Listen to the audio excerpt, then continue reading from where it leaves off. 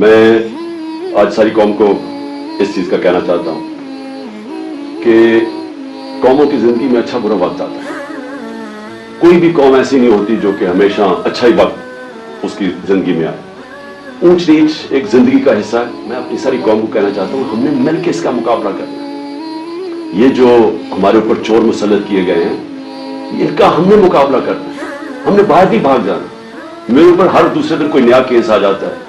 کبھی ڈسکوالیفائی کریں گے, کبھی اس کو نکال لیں گے, کبھی جیل میں ڈالیں گے. میں تو یہی کھڑے ہو کے اس کا مقابلہ کروں گا. جان کو خطرہ ہے لیکن میں یہی مقابلہ کروں. ہم نے اس ملک کو نکالنا ہے اس سے اور انشاءاللہ ہم نکالیں گے. ہم جب ایک کرائسس آتا ہے تو وہ ایک موقع بھی مل جاتا ہے, ایک اپرچونٹی مل جاتی ہے کہ ہم اپنے آپ کو اپنی اصلاحات کریں, اپنے اداروں کو ٹھیک کریں. سب سے بڑی بات یہ کہ پاکستان میں قانون کی حکمرانی لے کے آئیں, اس ملک میں انصاف کا نظام قائم کریں. اور میں سمجھتا ہوں کہ اگر ہم نے اس جو اگلے تباہی آ رہی ہے راستے میں, اس سے صرف نکلنے کا ایک کام ہے کہ قوم ساری کھڑی ہو جائے کہ ہم یہاں عدل اور انصاف چاہتے ہیں. ہم طاقتور کو قانون کے نیچے لینا چاہتے ہیں.